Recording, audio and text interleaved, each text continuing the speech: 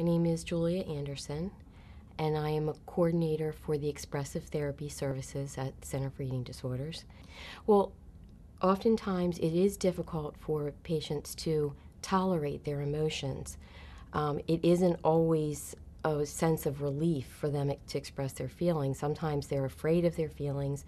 Sometimes they will do everything they can to block those feelings. So it's not always a sense of relief or a good feeling to be aware of these feelings or to put them out on paper. But we help to support the patient and teach them that in their recovery, there has to be a way for them to manage their feelings and have an outlet for them. It's important that the patient expresses their feelings because we're teaching them a coping skill instead of the eating disorder as a way to get their feelings out.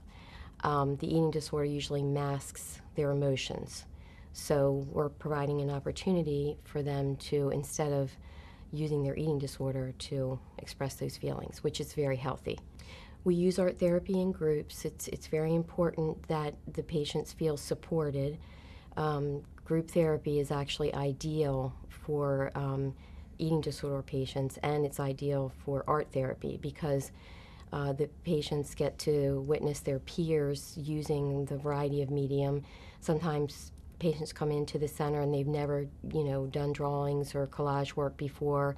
They say, I can't do it, I can't express myself, but I'm there as a coach to ask them to just give it a try.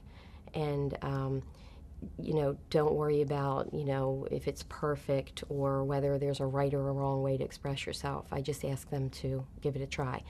But in the group, one patient might feel very comfortable expressing their feelings through art, and another patient might not, but that patient watching the process actually feels a sense of support and encouragement to try it.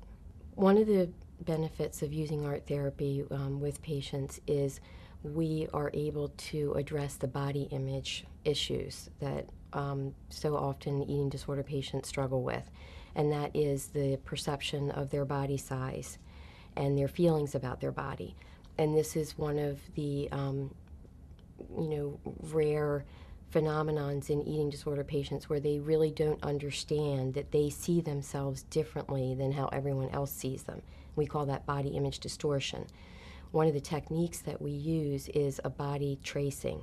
And the tracing is a way for the patient to draw a full-size picture of themselves and then have their body actually traced so that they can see the difference between what they thought their body looked like and what their body size actually is.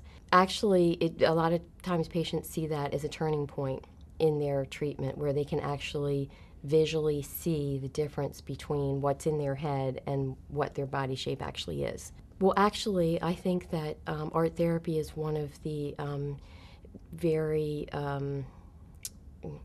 significant treatments in that you can actually see on paper from the first day, their first group that they attend with us to the last group, you can see their progress through the artwork. For example, someone who starts, using very restrictive medium, which would be controlled medium like colored pencils or even no color like black and white.